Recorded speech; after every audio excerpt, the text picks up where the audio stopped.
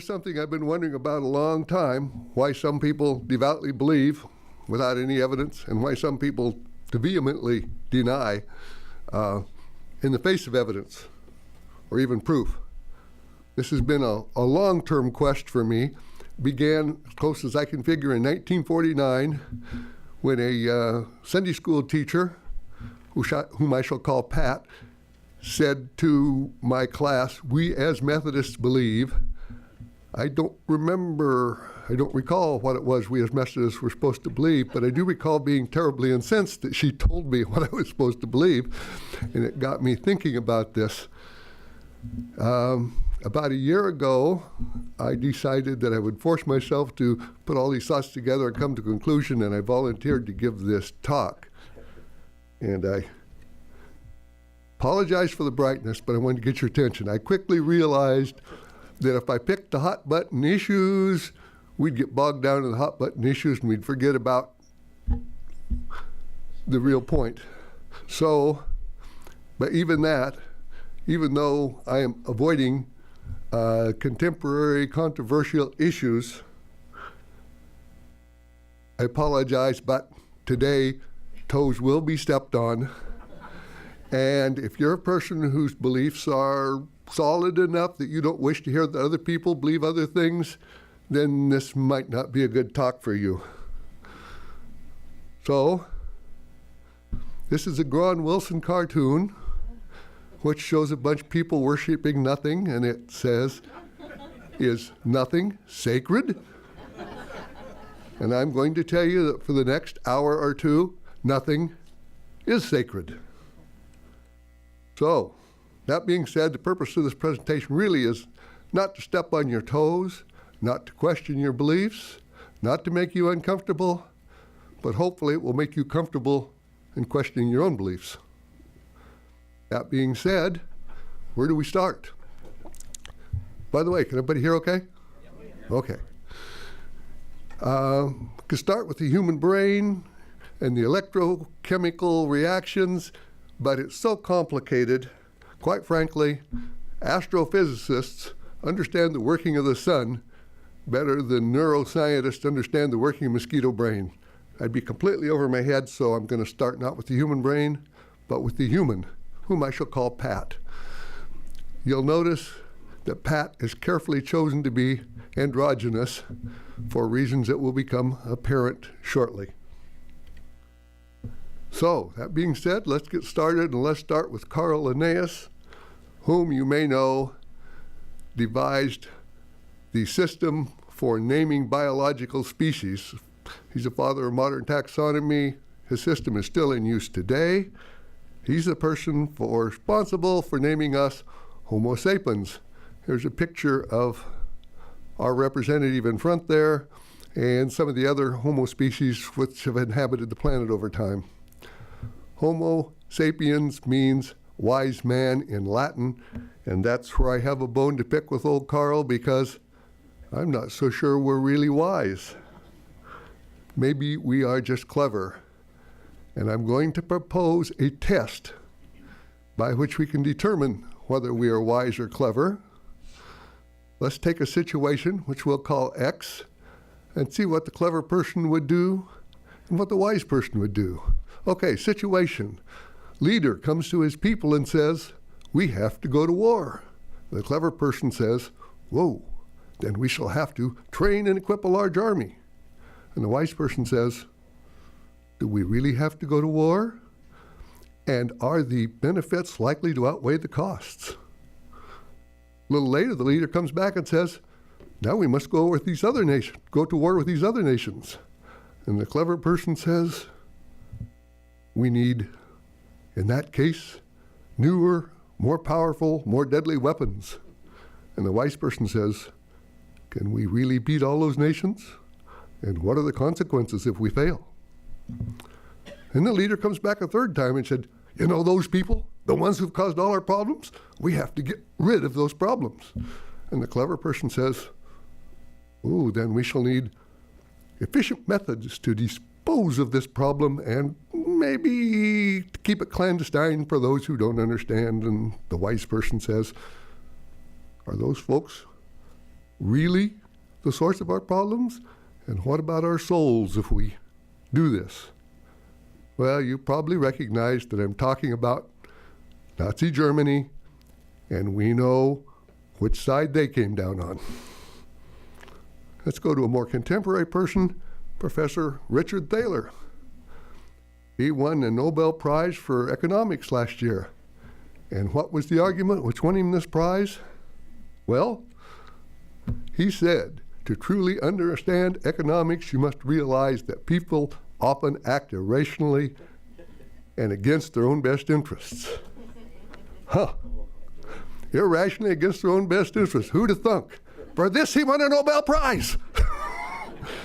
But you know what? It's not that crazy, because economists up to that point had assumed that people were acting rationally and in their own best interests when they're going with their money. I think if there was a Nobel Prize for philosophy, he could have won that too by saying people often act irrationally and against their own best interests. So now I've made my case that we aren't a wise species, and I presented Professor Thaler's case that we are often irrational. So let's get started with belief and denial, and I shall define belief as that which is accepted without evidence. And as an example, I'm going to take religion, of which there are currently 4,200 by some accounts. God knows, pun intended, how many extinct religions there are. But let's pick a nice, safe, extinct religion to keep me out of as much trouble as possible. And here we see the ancient Greek gods. By the way, despite the fact that they're all there, they left out my favorite, Dionysus.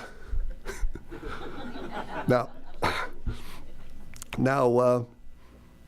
the Greek gods are now a quaint myth. But in the time of the Greeks, they thought enough of them to build these beautiful state-of-the-art temples. A lot of work there, by the way, and that was the time when the main culture, the highest tier of technology was stone carving. Ancient Greeks held those gods in as much reverence as their descendants hold the Greek Orthodox God. Now, some of you might say, well, yes, but that was a polytheistic religion, and now this is a monotheistic. I'm going to point out there are still polytheistic religions, and I haven't studied the Hindu religion, but I looked up some of the gods. There's the monkey god, the elephant god, this one up here I call the Spider Woman god, and the purple one there is the feminist god, I think. If you look closely, you'll see her necklace is made of severed human heads, all of them with mustaches. So, these religions are pervasive. That means every civilization, every tribe, every group has a religion, sometimes several.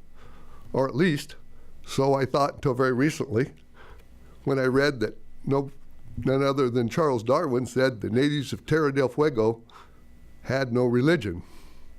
Well, maybe. These people have a very simple technology. They don't even have clothes. I had to look a long time to find a picture of these guys who put on a little bit of straw. So maybe they had a religion and just didn't build altars or temples. But if Darwin was right, where's it going? Oh yeah, Darwin was right. Makes them the exception that proves the example, that religion is pervasive. We can say that everybody has a religion, and many of these 4,200 existing religions are wildly divergent. That means they cannot all be true. We could even go so far as to argue that only one of them is true. So that brings up the question, which one is it? Well, I'm going to let Pat answer that for you. Now I'm going to give you the rules on Pat. For this purposes of this talk, I have changed Pat's name and possibly her gender.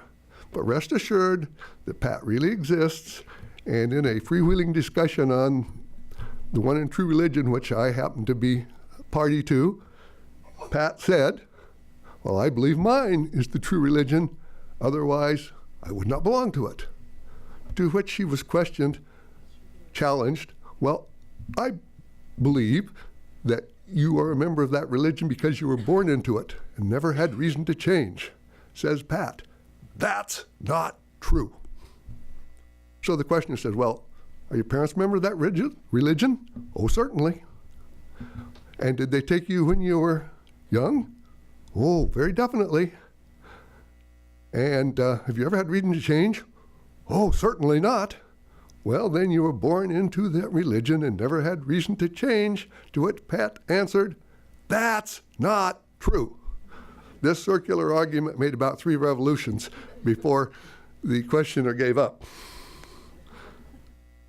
But whether Pat's right or not, whichever of these religions is the true one, the other 4,000 plus must be inspired by we mere mortals and under our control, and therefore can be the source of such ungodly things. Well, maybe some of them are godly, can be the source of great good, can be the source of evil, can be the source of carnage, which I would define as evil sold to the masses as good. Holy war, if you will. So besides being prevalent, religion is a powerful motivator, can inspire persons to act in counter to their own basic instincts. The most powerful basic instinct is, of course, self-preservation. And in case you can't read this because it got a little fuzzy, the human bomber says, pay attention, because I'm only going to just demonstrate this once, okay? So, if that's the case, you may ask, how did this all begin? All these religions which may not have been inspired by God. Well, I'm going to give you that in the words of that wise old philosopher, Tevye Perchik.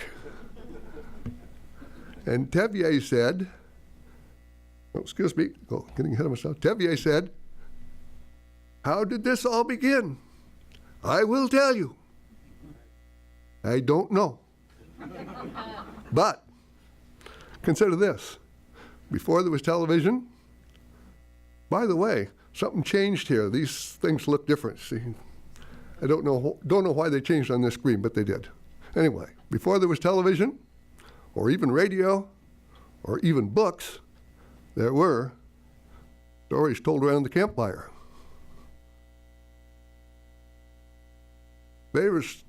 Probably the favorite story was the creation story. It was a good story. It was told, it was retold, it was embellished. Eventually they forgot that great-grandpa was the first one to tell that story. Gradually, the story became a legend, became a myth. And then some clever early thinker realized that he could have power, prestige, influence, if only the story would become a religion and he the shaman. Maybe it happened this way. So then the question becomes, why do we believe this story? Well, I will tell you, I don't know. But I have a theory. We believe a story because we are evolved to believe it. Okay, Ricky Ricardo would have said, you got some splaining to do, Ken. Okay. Since time immemorial, elders have told the young stuff. Now, 95+% of our existence as Homo sapiens, we were hunter-gatherers. So the stuff consisted of, don't eat white berries. In the winter, When food's tough to find, you can dig up cattail roots and roast them. If you see a lion, climb a tree. If you see a leopard, wave your arms, shout, throw rocks. Okay. This was good advice, and the people who heeded this were more likely to survive, and their descendants were more likely to believe. And generation after generation, the descendants became ever more likely to believe, and we are those descendants. I think it's that simple. We believe because we're evolved to believe. In the case of religion, there's another reason. There's a lot of people who spend a lot of time making sure their particular story is the most convincing to the believers and to potential converts. Here are some of those people. Told you I'm getting out on shaky ice here.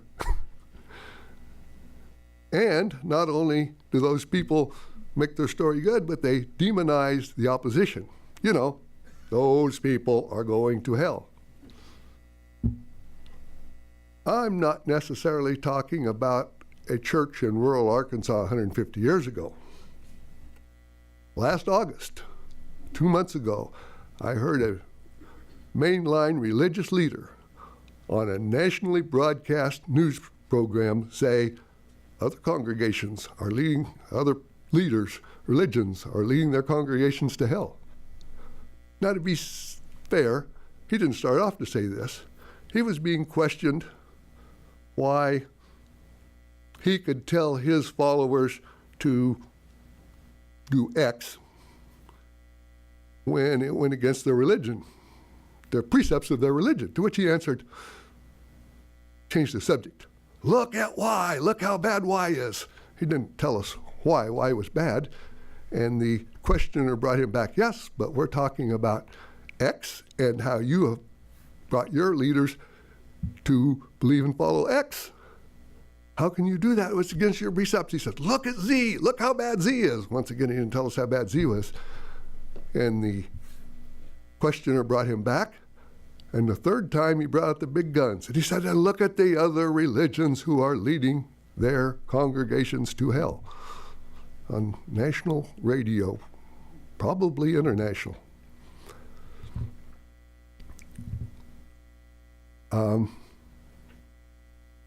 It worked. He got away from the subject that he didn't want to answer. And he was so happy to get away from it that he went through it 3 times, assuring them that they were, because they didn't believe A and they didn't believe B, which obviously is the only way you get to heaven, so they're going to hell. And he named 3 prominent religions, which you've all heard of, which some of you may belong to. And if you do, I'm sorry, but you're going to hell.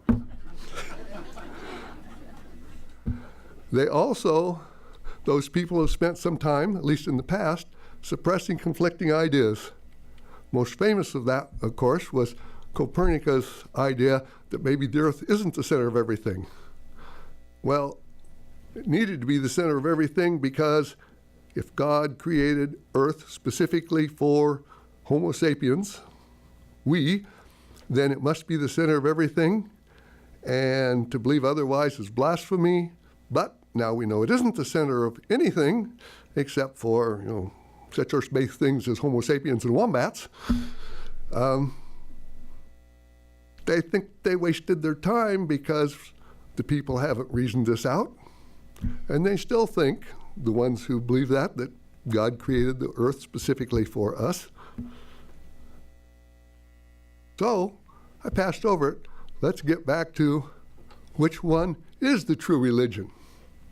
I will tell you. Yours, of course. So, I have probably gotten myself in plenty of trouble here, but I've defined belief as that which is accepted without question. And I have explained that we probably believe this, in my view, because we are evolved to believe. So I think I've got out just about far enough on that. Let's go into denial. The definition of which is that which is rejected in the face of evidence, perhaps overwhelming evidence, perhaps even proof. Oops, went too far. Take the example, the theory of evolution, which Charles Darwin published in 1859. And once again, we'll go to Pat. You know the rule. I've changed Pat's name and possibly his gender, but Pat told me I do not believe in evolution. However, I am open-minded and willing to consider any evidence that may come up. And I would like to point out that Pat is very happily ignoring literally libraries full of evidence, and I would say even proof. So I don't know what would take. Now we could spend hours, given time to prepare, I could spend days defending evolution, but I'm not going to bother.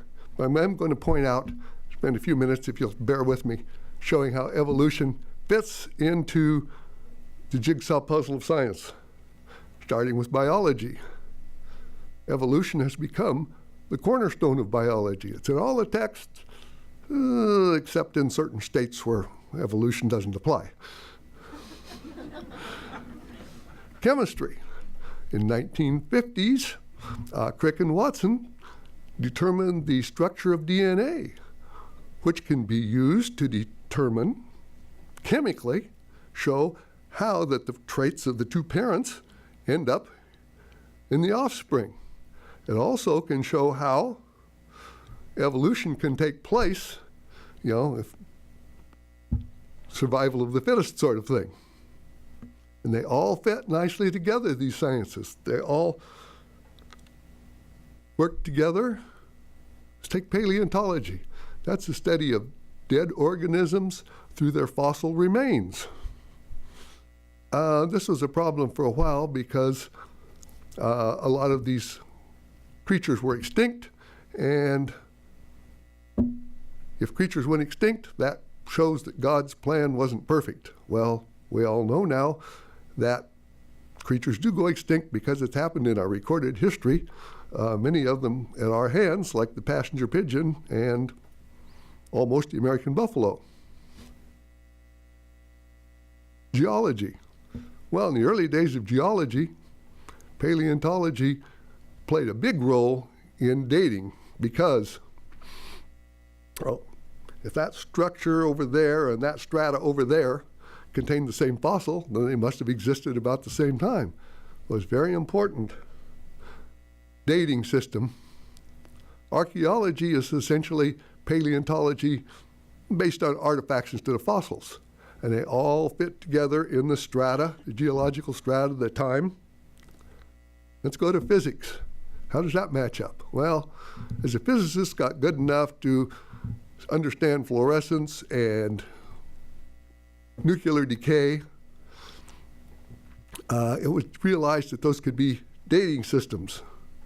They could be used to date. And they gave dates of using all these methods. The most well-known one is carbon-14, but there are many others. And they determined the dates for geology, paleontology, etc. And there were no surprises. It honed in, it gave us a little tighter date, but all fit together, nothing overturned. All the structure of science fits together, just like this jigsaw puzzle. Astronomy, this might be a little stretch, but the very same physics that was used to determine geological ages and some others allowed the astronomers to determine what that the cosmos made of the same thing that we have right here, that they evolved, and the evolution of our solar system matched right in, and with the dates matched up perfectly with all these other things. So all those sciences pretty well fit together. And what's left over there in that corner? Well, Don knows the answer to that one. The language of science, math. Math maybe doesn't depend on all these other sciences, but all these other sciences depend on math. So if we were to ban evolution, to some extent, we have to ban all these other sciences, with the exception of math. So all the rest of us will be out of job when that happens, except you, Don. So, Pat can believe pretty much anything he wants, and I really, none of my business. But I get pretty incensed when Pat insists that his beliefs trump my science. No pun intended.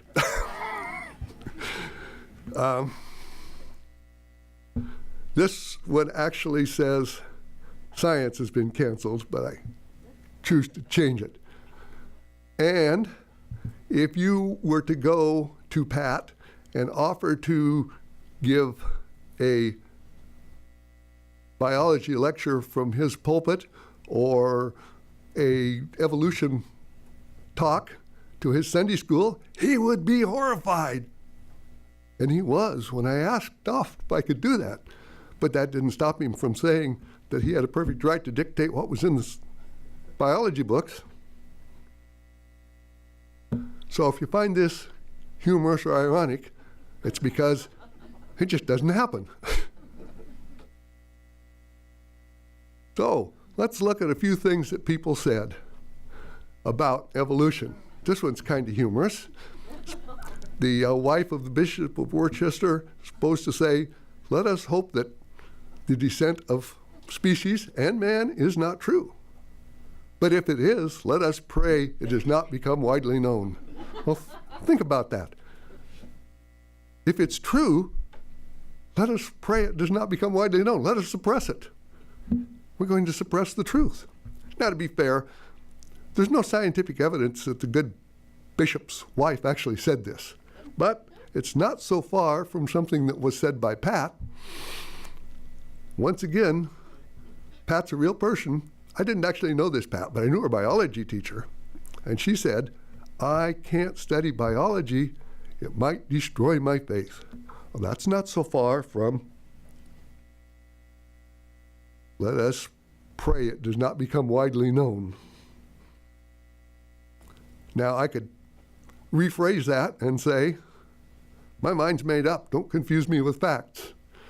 Well, this is a slightly humorous thing to poke fun at people like that, but really, my mind is made up. Don't confuse me with facts. How far is that from, "I can't study biology. It might destroy my faith"?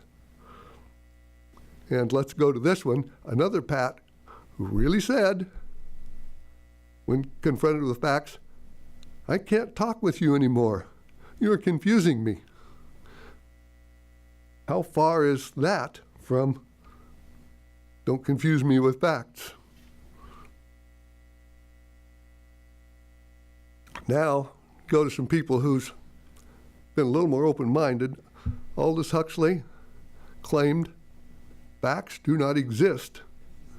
Pardon me, facts do not cease to exist just because they're ignored. That's true. But they can be suppressed for a while. They always win through in the end, it seems. This was put a little more humorously by Isaac Asimov, who said, "My ignorance is as good as your facts." Asimov also said, "Any book worth banning is a book worth reading." I'd paraphrase that a little bit and say, any idea worth denying is an idea worth examining. And let's take the example. Well, let's admit that, after all, not all crazy ideas turn out to be so crazy. An example of that is continental drift, which in our lifetimes has gone from a crazy idea to the center of geology. Let's look at somebody a little more contemporary here. Ashley Landrum. She's a psychologist at Texas Tech, and she has done a study on people's acceptance of things, how well we accept. And her group did a long study, very carefully controlled, in which they determined that those who self-identify as conservatives were much harder to get to read about subjects they disagreed with, like evolution, global warming, and stem cell research. And not only were they tougher to get to read these articles, but they were much more likely to disagree with them, despite the fact that they had really nothing to do with political conservatism. Now, at least those of us who consider ourselves liberals should get feeling too good about this. They also studied liberals with the same test and found that the self-identified liberals were much less likely to read articles on things they disagreed with, GMOs, nuclear power, and genetic engineering, and much more likely to disagree with the results stated in these talks. And the whole point of this, the reason I brought this up is because people just tend to go with their group. It's, why do people follow these groups? Why do they deny? Well, conformity. Going along with the crowd.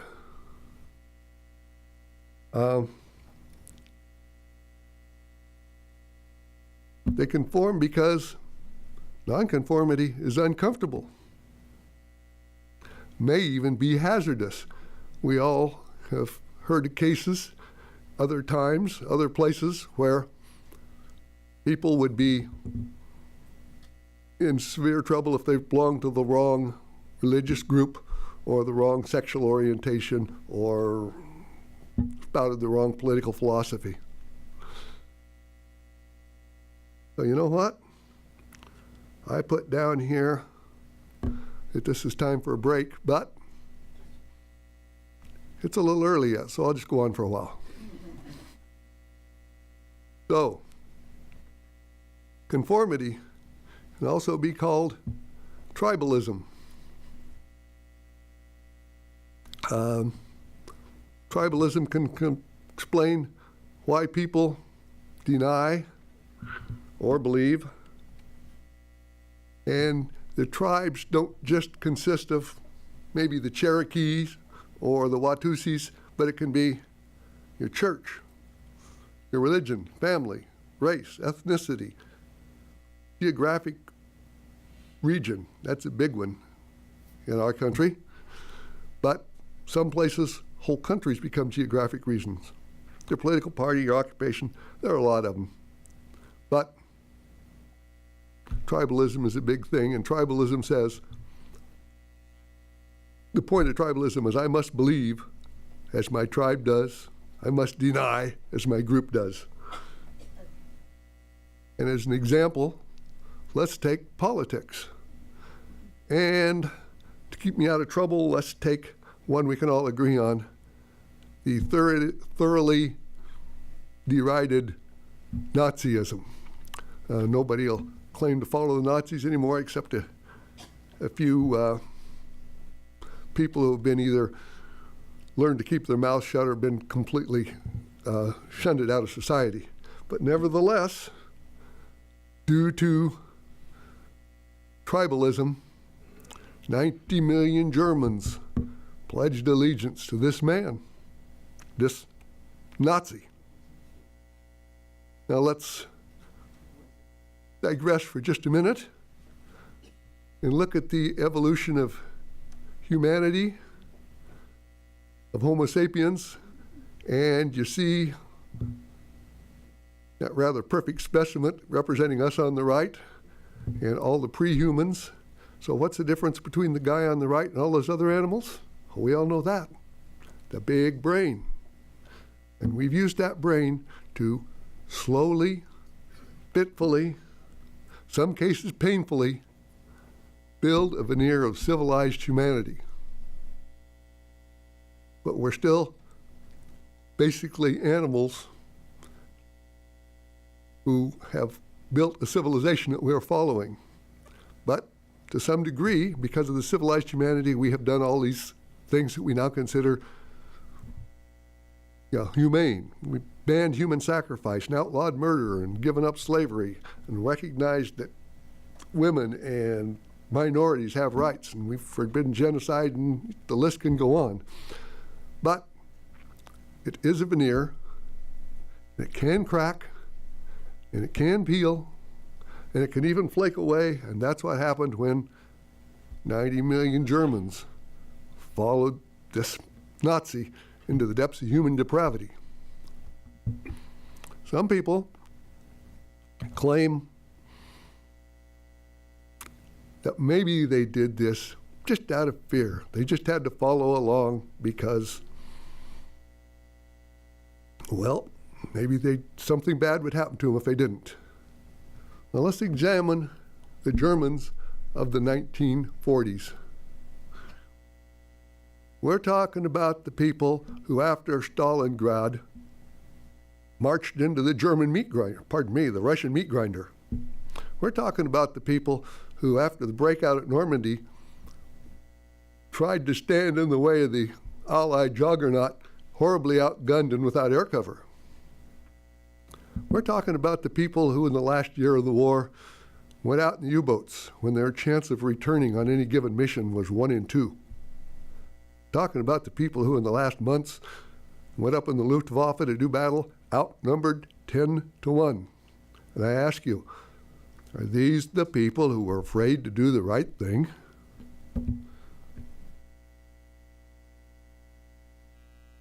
Here's a well-researched book called Hitler's Willing Executioners.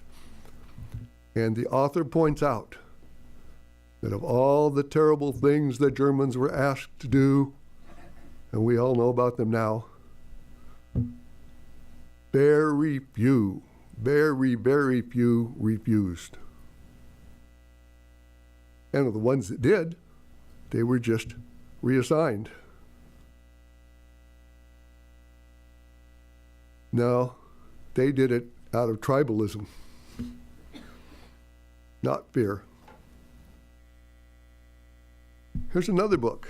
I have it right here. I'm going to read a little bit from you. By the way, it says The Storm of War. That's the Second World War, of course.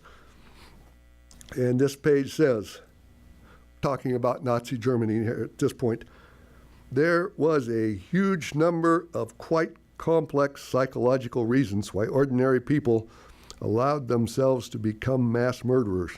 And of course, fanatical anti-Semitism was present in some people.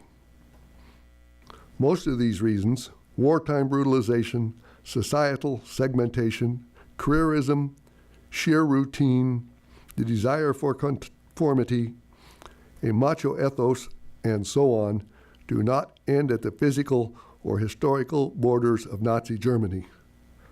Let me paraphrase that. The horrible things that the Nazis did happened because, not that the Germans were different, but because they belonged to the German tribe at that time, and it could happen other places. Same book. Let me just go on a little bit here. Talk about the Japanese. Sinking lifeboats was common practice among the Japanese, as was shooting survivors in the water. And it goes on to talk about how they enjoyed this by sometimes bringing them up onto the deck where their hands were tied and they were beheaded one by one. Talks about how they were tied up with long ropes and dragged down as the submarine surfaced to drown. It goes into some pretty terrible stuff here about mutilization and bayoneting children in their mother's arms and multiple rape. And I was going to read this to you, but I just thought it wasn't appropriate. Let's just suffice it to say that there are some things in here that are really horrible. And the last sentence is, and there are many other scenes described in the War Crimes Tribunal that are simply too disgusting to recount here. And yet, every German I have ever met, been outgoing, friendly, helpful. The Japanese are renowned to be polite.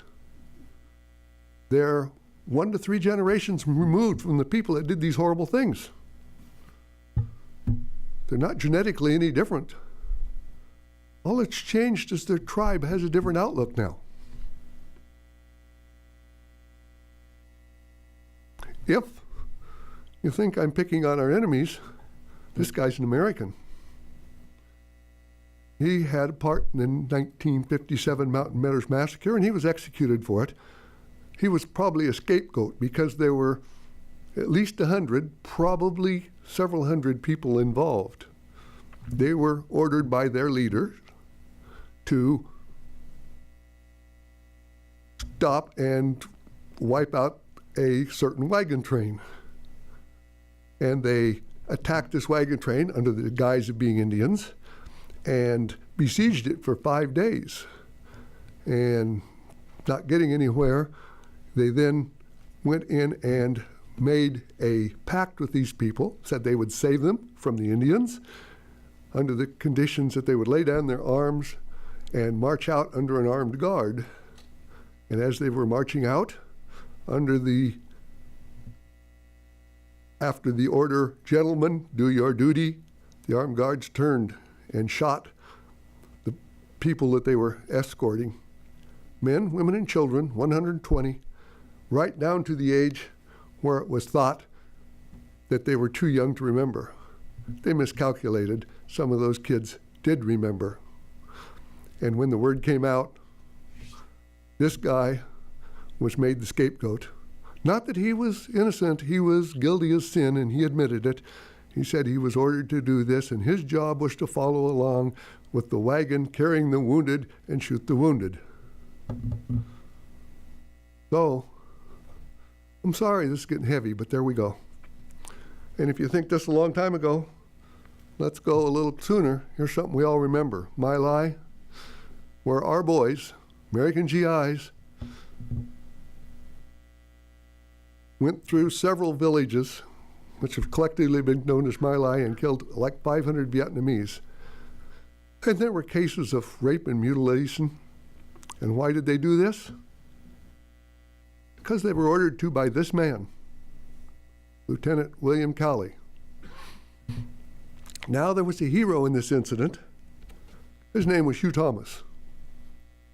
Hugh Thomas was commanding a helicopter gunship, which saw what was going on. He radioed back to the base several times, actually, and when countermanding orders didn't come through quickly enough, he actually flew his helicopter down between the remaining fleeing Vietnamese and their pursuers, trained the guns on the GI and told them to go back, thereby saving at least some of the Vietnamese. So what happened? Well, Hugh Thompson was scorned initially by all his compatriots. But eventually, Cowley was convicted, given 3 years. The people who followed him received no punishment. And 30 years after the fact, Hugh Thomas and his crew were given medals for doing the right thing in the face of what must have been difficult for them to do.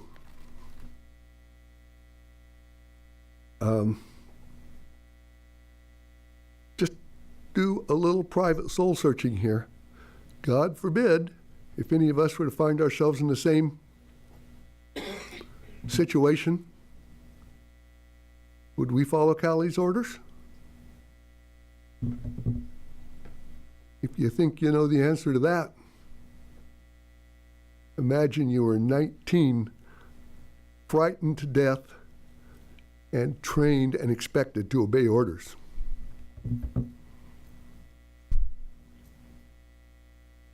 I'd like to point out, all of Callie's men followed him, followed his orders. All of Hugh Thompson's men followed his orders. And if the crews had been reversed, who's to say it wouldn't have been different people who got the medals? So, I'm going to say about tribalism that it can overpower our humanity, can overpower virtually any of our institutions. I'm going to tell you that, in my opinion, all groups are susceptible to tribalism. Just like religion, it is both perverse and powerful. Maybe the two belong together. Okay, I told you I was talking fast, so we don't have the second half here. We have probably the second third. But so, as I pointed out, in my opinion, tribalism, following the group, can overpower our veneer of humanity, any of our institutions that we have built. Everybody's susceptible to it, and we need to guard against that. Now, one can argue that tribalism is on the decline, and I had hoped this for a long time because of urbanism. After all, urbanization. After all, it's really tough to condemn those people, tougher. And if you rub shoulders with them on the street, if you shop with them, if you work with them, you may even live next door to them. But there's another factor that's come into play recently, the echo chamber effect. And that is nothing more than it's getting easier and easier to only hear those views that mirror your own. If you listen to the right radio programs, watch the right TV channels, know where to go on the internet, only read the right publications, only listen to the right editorials, you don't hear the other side. Oh, I was going to ask, is it possible to change a person's beliefs? And the answer to that is maybe. It depends on how intelligent that person is. Okay, getting out here. Let me go into intelligence. Now, this is my list, what I think comprises intelligence, because people used to say, oh, he's smart because he's been to college. Well, maybe, but there's a lot of other reasons. Intelligence consists of analytical reasoning, and that's what you use if you want to plan a trip to Mars or figure out how much paint you need to do the living room. Intuition is pretty much the same thing, except it happens in the subconscious, and it doesn't seem to be analytical in that you don't come up with numbers, but you quite often come up with answers. Education, of course, we all know what that is. Formal and informal, you take classes, you study on your own. Experience, well, that's hands-on education, if you will.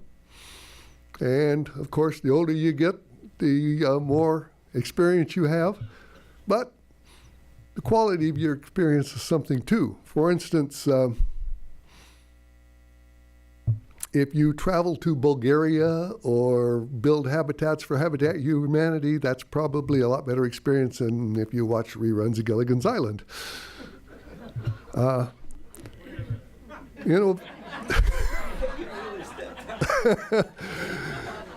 Innovation.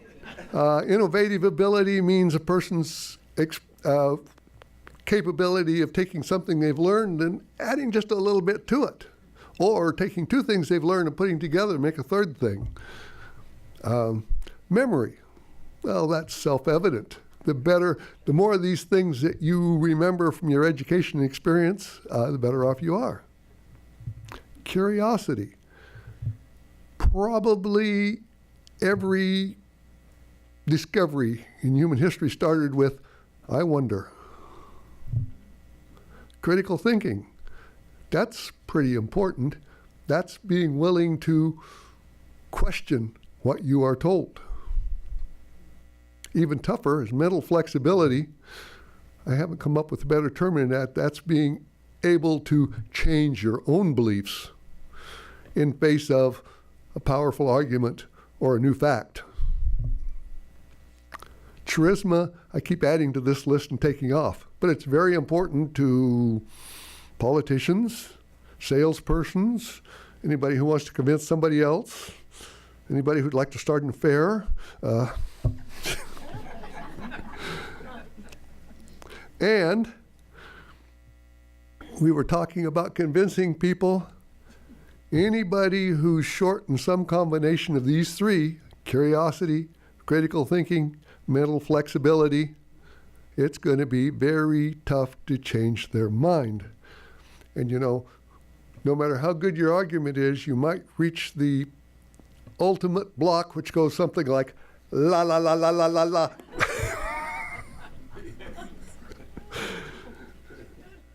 So, how would you go about changing a person's belief? Well, I'll tell you what won't work. You can't tell them that their idea is dumb. That'll set up the roadblocks right away. You can't tell them that they're dumb. That's even worse. Or ignorant, or stupid. What you can do is look for areas of agreement and apply reason. Now, that's important, so let's look at it in more detail. So if you want to change somebody's belief, first of all, stay calm. Yelling will not help.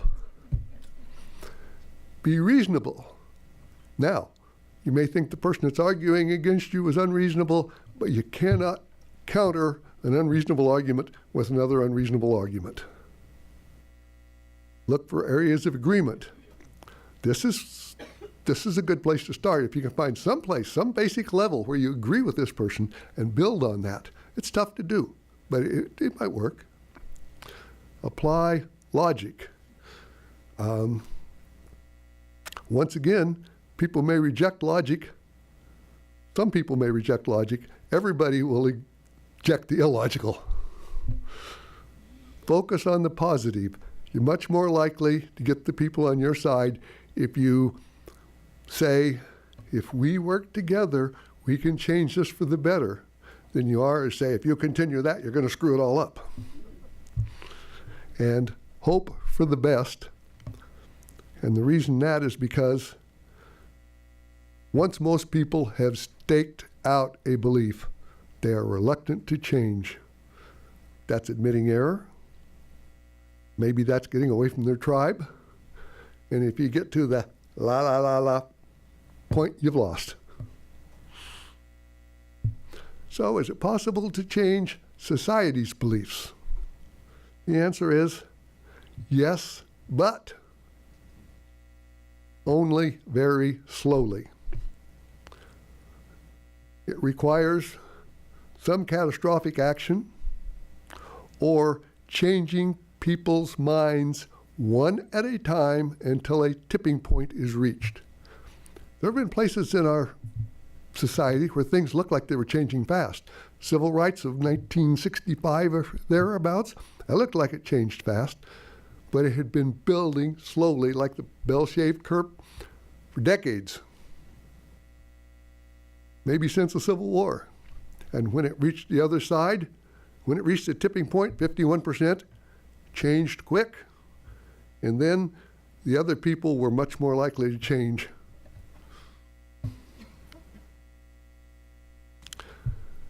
So let's take an example of changing society's beliefs, and I have chosen slavery, which was once considered moral, honorable, even by some necessary.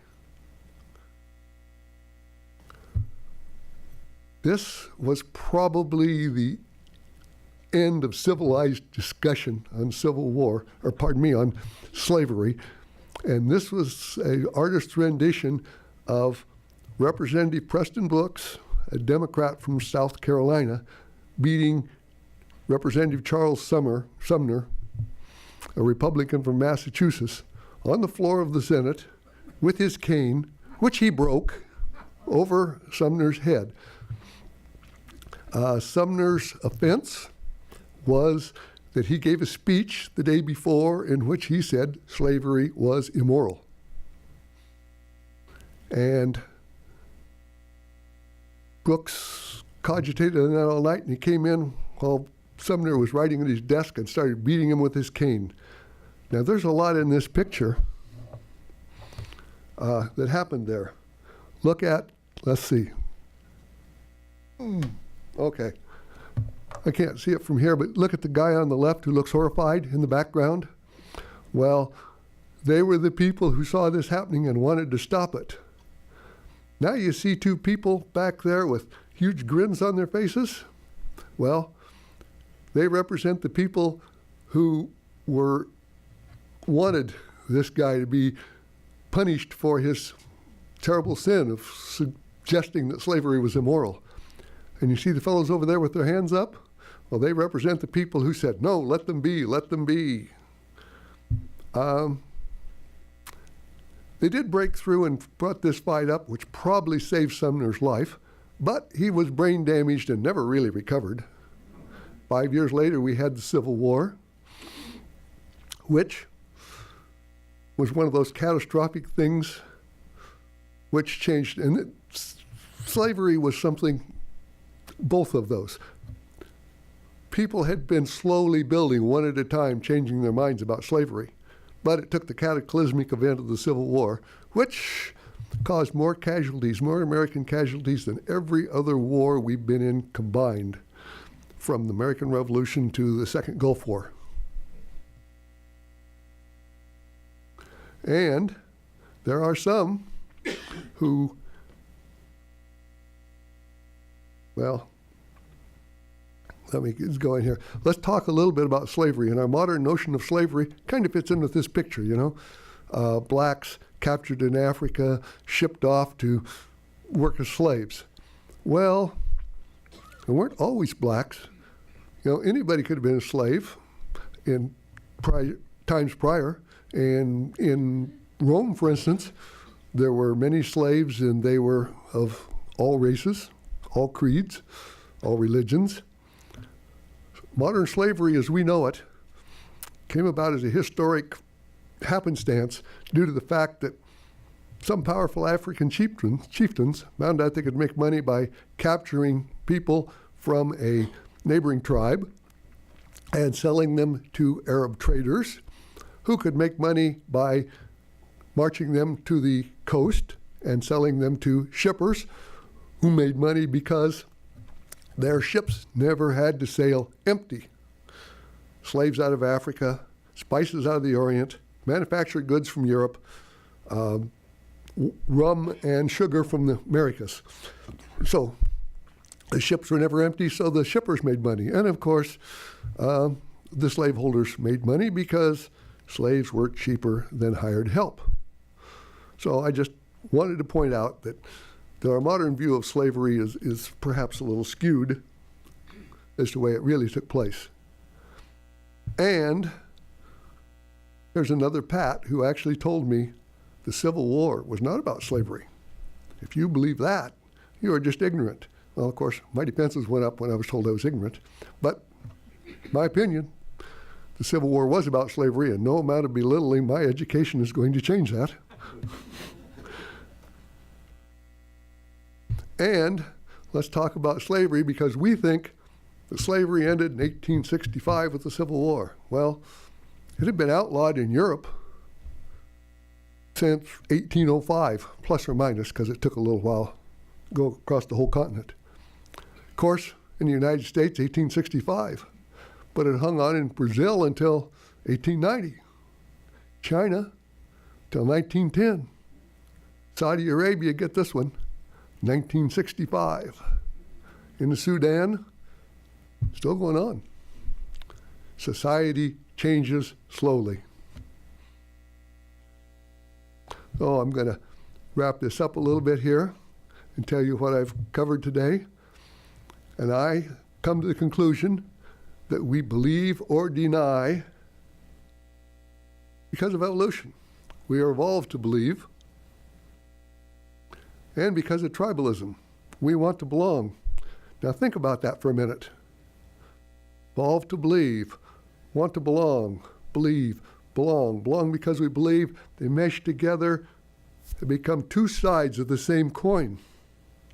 You could put those together, and it comes, we believe what we are told we believe. Now this is more subtle and more powerful than you will believe this. No, it's we believe this. We believe what we are told we believe. If you tell somebody we believe this, they're much more likely to go along with you than if you say you must believe this. Making it a little more generic, we as fill in the blanks believe what we are told we believe. And someplace a couple of weeks ago I realized, oh my goodness, I've gone full circle. I was that close in 1949 and I didn't know it.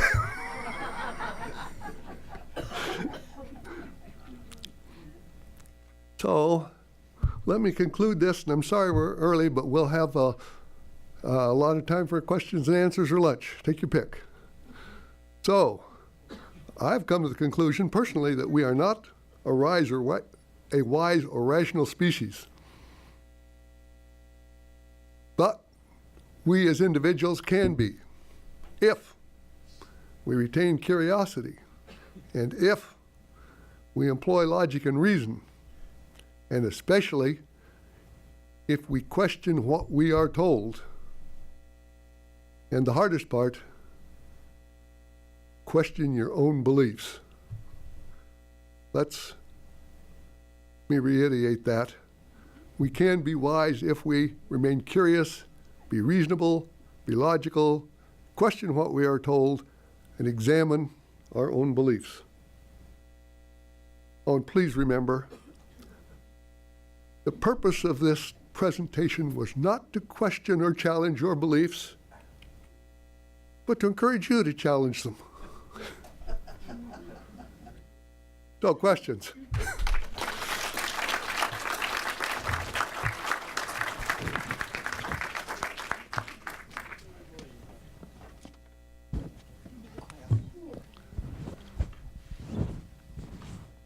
And if you guys invite me back next year, I'll be very grateful. Hi, this is Roz. Thanks for tackling such a large topic, Kit. I appreciate that and your humor that went along with it. In thinking about my own beliefs, one thing that I know affects me, and a word I did not hear through your entire presentation, is trust. And I think it is kind of goes hand in hand with tribalism. But I know I shun and don't pursue some media articles or media outlets, sources, because I don't trust the information. And I recognize people on the other end of the spectrum, for me, may not ever look at the New York Times because they don't trust its information. So I think recognizing things we trust and don't trust in the face of facts. I mean, something could be characterized as factual, but people in good faith don't trust it. And there's a lot of baggage behind that. So anyway, I guess I would just suggest we all think about ourselves and what we trust and don't trust and why. Yeah, that's a good point, Roz, and thank you. And I did most of these things that I got came off the internet. And how do you trust the internet? Well, if it comes from the University of Indiana, it's probably better than it comes from Joe from Kansas who wants to challenge evolution theory. Hi, Kent. Thank you. Very complex subject, and I was very interested in everything you said. The issue of science, and you put a puzzle up there with all of the indicating how science interlocks with itself.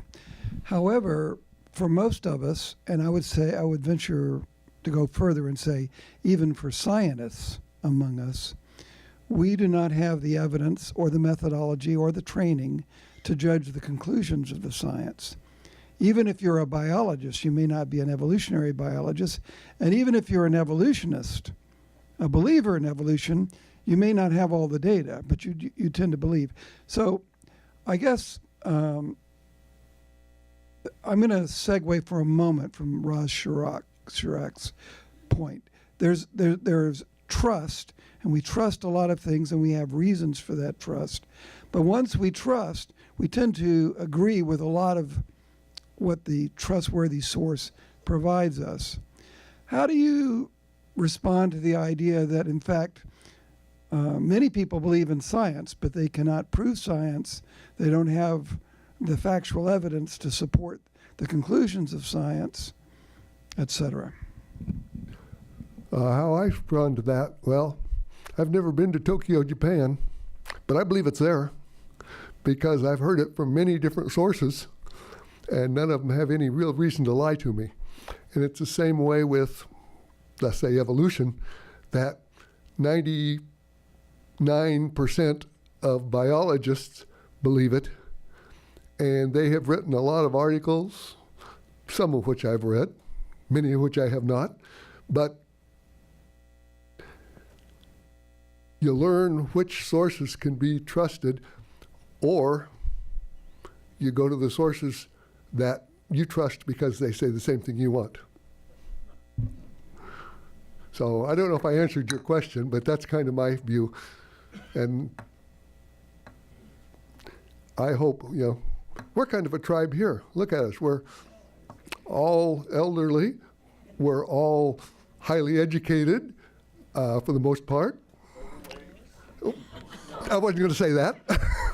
And we're fairly wealthy and tired, so we're a bunch of good, and we're almost overwhelmingly white. So, anyway, I'm sorry, I got it off. Yes. Jeanette, and I guess one of the things I'd like to hear is, like, where do we go from here? But are we stuck in this space? But I'd also like to say one word that I didn't hear also is to listen. And I know that listening is a part of curiosity, but sometimes we're curious and we still don't listen, to what people are saying when we're, especially when we're differing. And one example, and sometimes things need to be reframed. I mean, in the way we talk is really important. So for an example, at our church recently, we had a discussion on, as is happening in many places, on the whole gender issue. And which is complex. Well, anyway, before the meetings, or as the meeting was introduced, it said, now remember, we're not talking about issues, we're talking about people. So then the people told their stories. I don't know, it was just, to me, it was a very dramatic way of hearing something and clarifying something, because we weren't having to decide an issue, we were listening to what the people had experienced. Okay, I'm not sure that was a question. You asked, where do we go from here? If you were talking about me personally, I'm going to go sit in the back row and keep my mouth shut for a couple of months. Just a comment more than anything. You're obviously a natural scientist or come from that background. I think if you partnered with a social scientist, it would flesh out the You mentioned at one point that we have evolved to become, to believe. Our social system, our social institutions have evolved over time too. From the earliest shaman, we have evolved into complex religions with complex theologies and ways of perpetuating themselves. And our political institutions have evolved over time also. And in terms of religious institutions, from the time of the Reformation and the priesthood of all believers, you'd think people would be thinking more from themselves. From the evolution of our democratic political institutions, they're sort of predicated on the notion of the informed, politically astute individual and individuals collectively making decisions democratically. So I don't think we've evolved to believe in a biological sense. It's the institutions that have come along the way that have facilitated this. And of course, these institutions have the mechanisms of social control, the positive reinforcements and the negative reinforcements, so that we don't stray too far in the religious realms, we don't stray too far in the political realm, and believe along with the others in our what you call a tribe. So that's just a comment. Okay, I agree with you 100% on the evolution of our social institutions, probably happening much faster than our evolution as a species biologically. Paul here. Seems like the counterpoint to tribalism is individualism, but as individuals, unless we formed tribes, we wouldn't have survived to evolve into the larger societies we are now. And yet when we divide ourselves into the American tribe or the Brazilian tribe or the white tribe, that leads us into conflict with all the other tribes. It seems like, again, if you're going to evolve the way we are now in this world, we have to sort of identify with the human tribe. But again, if we, this is why I'm just tossing this around, there's a certain selfishness about that, because if it's all about humans, then we end up creating a real environmental degrading of the whole earth if it's all about our own selfish interests as human beings, as opposed to looking at what we're doing. Although I suppose if we're wise, we recognize that we're interdependent at multiple levels. You're right. And my view of tribes is they started off originally with tribes of, 20, 30, 40 people. And they grew to interrelated tribes, to city-states, to kingdoms, to nations, to now we have nearly continent-sized nations. And you can't know everybody in your tribe anymore, and these tribes are kind of fragmenting up, and one of the things we have now is in the United States, right now, we're kind of fragmented into two peoples. One's they call the coastal elites, and the other is called the flyover people. So,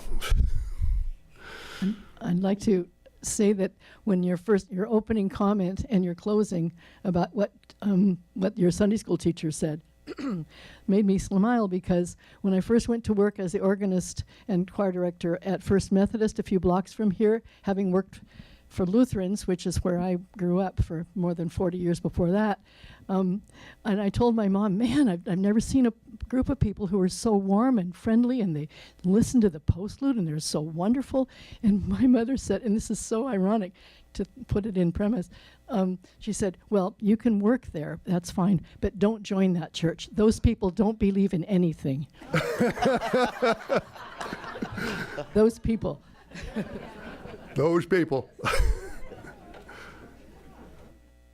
Hi, this is Ingrid. Most wars seem to be started in the name of religion or tribalism. How do you think could some people be influenced by not always believing what they have been taught, and maybe focus more on humanity instead of wars? Well, I think that would be wonderful. And I don't know quite how to get us there, but I think that's a wonderful idea, and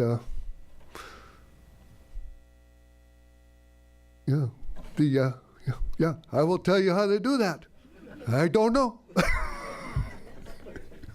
Ken, George here. Hi, George. I'm not sure if this will evolve into a question, but we'll see. I think we teach tribalism. We emphasize it. You know, I went to South High here. It was rah-rah South High, and over if you lived at the north end of town, it was North High rah-rah, and we'd battle it out on the football field, and then there'd always be some people even that wanted to duke it out afterward, it seemed like. So there's certainly a variation in how people respond to that, but that's not a whole lot, that's not very far removed really from the America love it or leave it kind of an attitude, which, you know, we all grew up through that.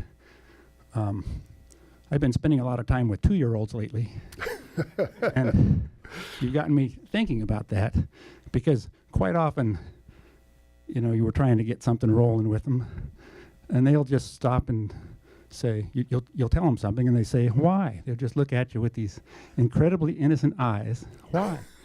And it's so easy to just want to ignore that and somehow keep the thing moving. But I think that's a real critical question. And if people were more apt to do that, to question all along throughout their lives, you know, we could maybe overcome some of this tribalism. Yeah. So when they ask why, you don't say because I'm much bigger than you are? I believe in ICL. But do you have any facts? This is Bob again. I think the answer to the end of war is getting to know each other. During World War I, everyone probably has heard the story about the soldiers who climbed out of the trenches and played soccer with one another, and then had to be forced by their commanders to go back into their trenches and kill one another. So I think that that's the way. I want to mention one other thing. I saw a movie recently, and I'm sorry I can't remember it right now, but it's on Netflix, and it's about a African-American minister who was a protege of Oral Roberts, and he's a fundamentalist preacher, and he leaves his faith and becomes a different kind of minister over one event, and it has nothing to do with any of your criteria, and I think it's got to be mentioned. He had an uncle in prison, and the uncle asked for some help, and he didn't give the uncle help because the uncle had not repudiated his prior life adequately to that preacher's mind. And then the uncle commits suicide, and the preacher feels great guilt for contributing, he thinks, in some way to what happened to that uncle. And then he starts questioning his belief. So the change from your belief system to another belief system sometimes is not predicated on logic, it's predicated on a change of heart. I didn't see that as a bullet point, but I think you've got, when you humanize the other, when you get to know them and you find that they are likable, my God, Methodists are likable by Lutherans, it can open you up to all sorts of possibilities. Yeah, I'm going to agree with that and assume it wasn't a question. I don't know if this is a question or a statement, but I think one of the things that's missing is sort of a tolerance for differentness, that people aren't thinking of, or maybe they are thinking of it. I don't know. I can't say. But what? Oh, okay. And I think that sometimes people aren't ready to hear certain things, and I know in therapy, if you ask the wrong question or your timing's off, that it makes a big difference in terms of people are offended, or they feel taken back by it, or maybe it's too intrusive. And I mean, politics and everything has become so aggressive and so polarized, and I think people are identifying with it. I mean, it's almost like they're developing some sort of club, or and if you deviate from that, there's. I mean, I wish there was more discussion here, for example, but it would have to be done in a way that would be accepting of the members, and there'd have to be some ground rules, I think. And I think that's another way of learning, and I think that's one of the things that I wish we had more of. But anyway, and I disagree with whoever said that that you shouldn't read the New York Times, because it's so my Republican friend in the next row mentioned that. Well, yeah, you're right. I think we should all be more accepting, more listening. And I was guilty of that in this talk. I was trying to force people to think, but I poked a little fun at Pat, or 6 or 7 Pats, actually. And I shouldn't have done that, but I did it for make a point. So I apologize to Pat.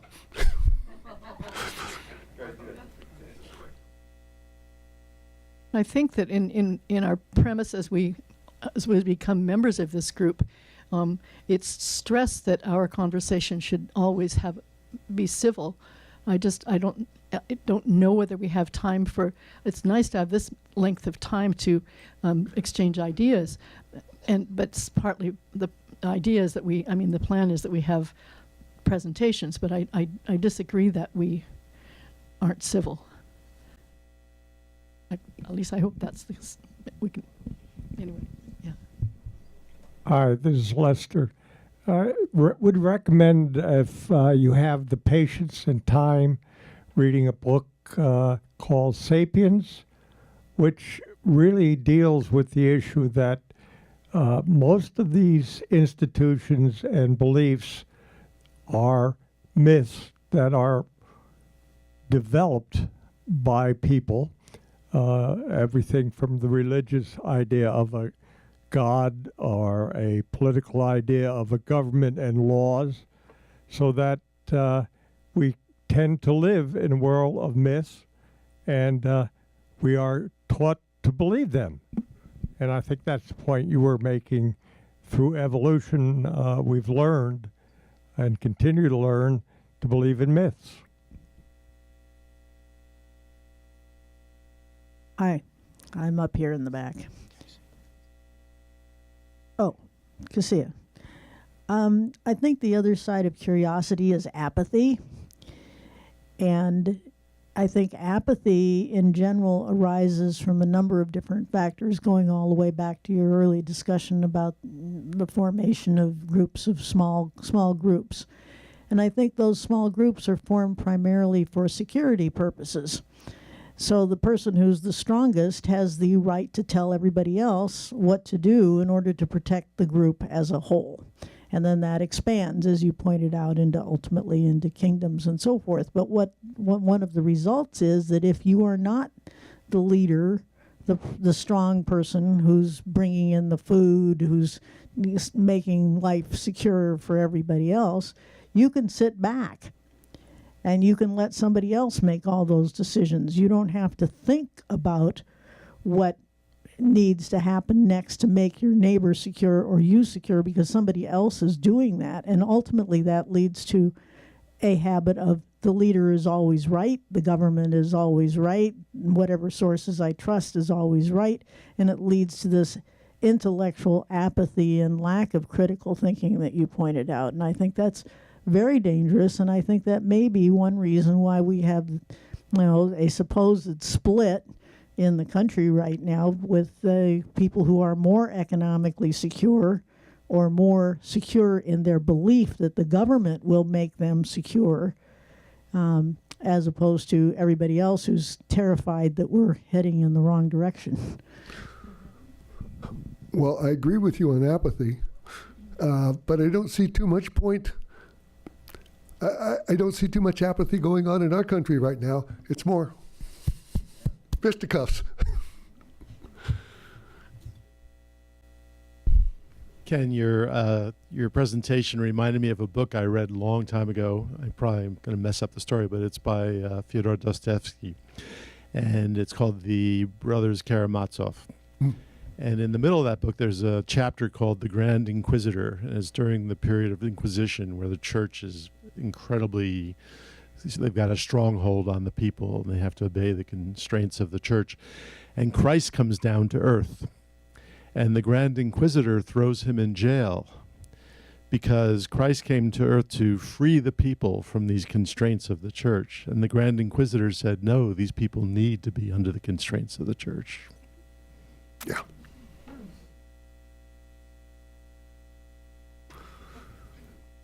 Yep, and the world, Earth is the center of everything. Well, in the absence of further questions, I think, I do haven't talked question? too much.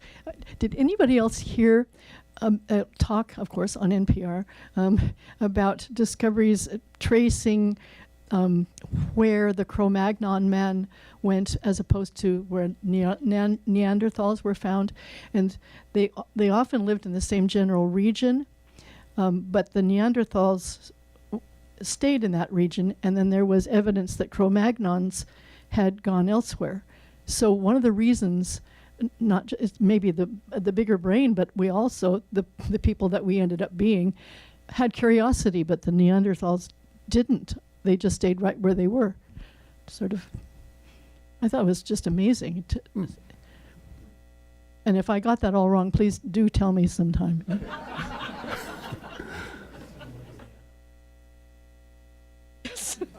Staying right all where they- we are. Yeah.